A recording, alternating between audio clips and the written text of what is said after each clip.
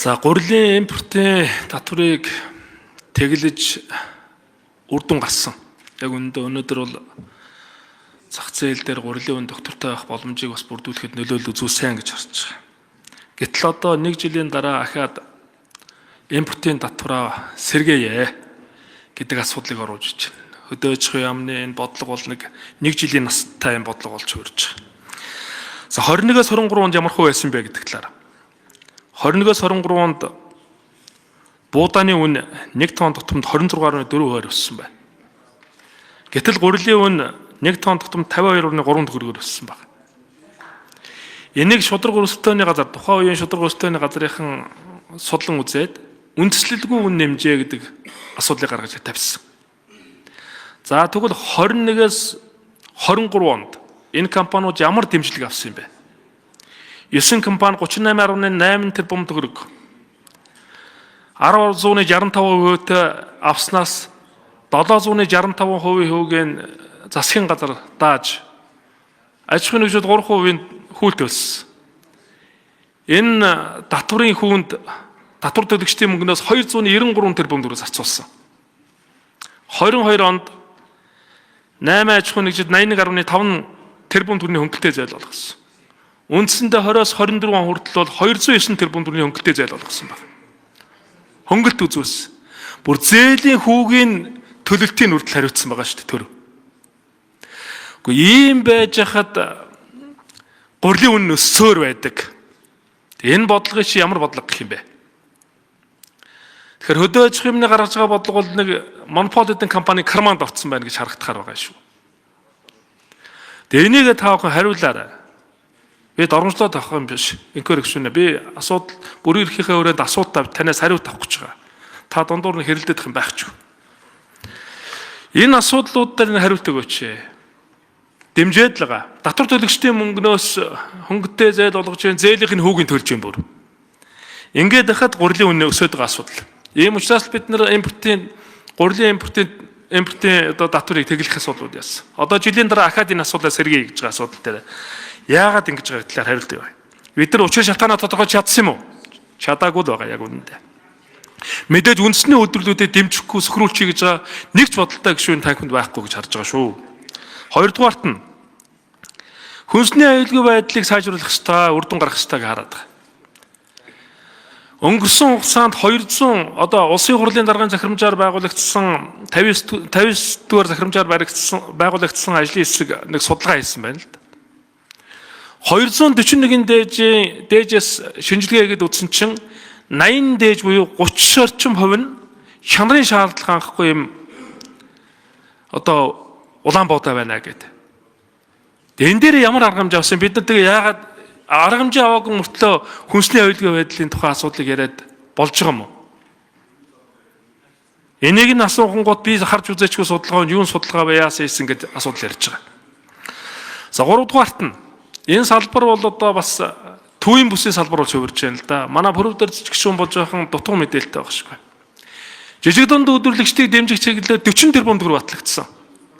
26 тэрбум нь төвийн бүсдээр хуваарлагдаж байна. Гэхдээ бусад 5 бүс чинь тэнд жижиг дунд үйлдвэрлэх хүмүүс байхгүй юм уу? Тэнд нь Монгол Улсын засгийн газрын бодох хэрэгжихгүй юм уу? Нэгдүгээр жижиг дунд үйлдвэрийн газрыг дэмжих. Бүх аймагт хүсэлж явуулсан 25 оны төсөв батлагтай жижиг дунд үйлдвэрийг дэмжээч. Баталсан их усүр дээр бид нар нэмэгдүүлж олгоно гэж. 21 аймагт явуулсан 10-аад аймаг тодорхой хэмжээний их усүр тавьсан. Зарим нь 150 сая төгрөг тавьсан, зарим нь 400 сая төгрөг тавьсан. Зарим нь 5 тэрбум төгрөг тавьсан. 5 тэрбум тавьсан газар бид нар 5 тэрбум нэмж өгсөн, 150 сая төгрөг тавьсан газар 150 сая нэмж өгсөн. Нөгөө дараа улсын хурлаас сүүлийн 5 жил жижиг дунд үйлдвэрлэл дэмжих чиглэлээр оруулсан нэг ч хөрөнгө оруулалт байхгүй. Бид байгаа нөөц хэмжээндээ энэ мөнгийг яавал үржүүлэх гэдэг зорилгоор орон нутагт та нар анхааруул бид анхаарья. Нэг нөгөө талаас жижиг дунд үйлдвэрлэл маань гол байгаа бүс нутаг тэнд энэ зорилго тэнд илүү очиж байна. Тэр чи харьцаа тооны хэмжээнд байгаа шүү дээ. Зарим орон нутаг мөнгө тавиагүй гэсэн. Жижиг дунд үйлдвэрээ бид дэмжихгүй л гэсэн юм хариу гэсэн. Чанарын асуудал ярьлаа. 241-ийн дээж 30 гэж яриад байгаа. Ямар чанараа ярмаар байна? Цавуулга нь муу байсан юм уу? Шилэнцэр нь муу байсан юм уу? Яг юу нэм одоо эслэг нь муу байсан юм уу? Энэ чинь тухайн ургац айл аж ахуйн нэгжээс шалтгаалаад энэ чинь өөр гарна шүү дээ. Эндээ тааруулаад энэ чинь 4 ангиллаар үйлдвэрлэлийн болон тэжээл ингээ бүх спирт ингээ хуваагдаад таарсан зориултаараа л явдаг шүү дээ. Улаанбуудаа хаягддаггүй шүү дээ. Хамгийн доод чанарын үзүүлэлттэй тэжээл болол явна. Ямар чанар үзүүлэлт тэнцэхгүй байсан. Тэр нь шалтгаалаад дараагийн бүтээгдэхүүн болно. Тэгэхээр энийг одоо нийтэд энэ Монгол улсын тарьсан улаанбуудаа үйлдвэрлэсэн гурил одоо чанаргүй гэсэн маягаар ойлгуулах гээд байна. Тийм зүйл байхгүй. За, дэмжлэг авсан үйлдвэрүүд ажиллаа хийсэ. Швейцар, Туркийн технологиор иж бүрэн шинжлэгцээ. Эндгээр одоо хаанч мардан хэлнэ. Манай гурилын үйлдвэрийн бүтээгдэхүүн Оросын улбаны улсын гурилаас чанарын хувьд хол илүү.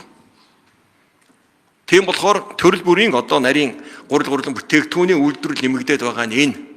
Энэ хоригтой холбоотойгоор зөвхөн дээд гурилын үн өсөд бус нь унж байгаа нь бас энэтэй холбоотой. Импортыг бүгдийн тэглэлчээ гэдэг бодлого манай яамны бодлого биш байсан. Сая тайлбарлалаа шүү дээ. Хохирлыг багасгахын тулд 25,000 тонныг л татвар руу оруулж ирээд энэ нөхцөл байдлыг зэгсэлье гэсэн. Их хурл дээр 100% бонтын хязгаарлалтгүй авна гэдэг шийдвэр гарсан.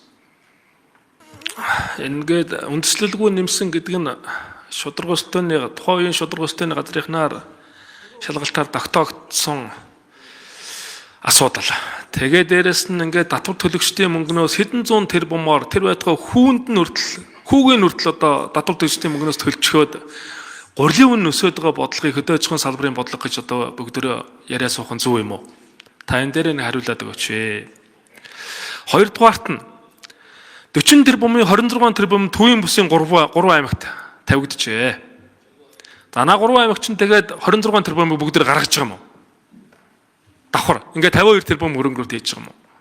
Бити үлгэр яриад байгаараа сайдаа.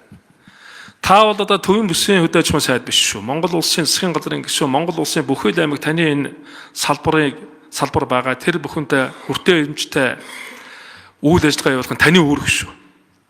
Тэгээ ер нь бол тэгээд хүнсэд аж ахуйн яамны энэ Монгол улсын хүн амын маань 70% энэ төвийн бүсэд нь байна. Нийт үйлдвэрлэл явуулж байгаа аж ахуйн нэгжүүдийн бараг 95% нь энэ бүсэд байна.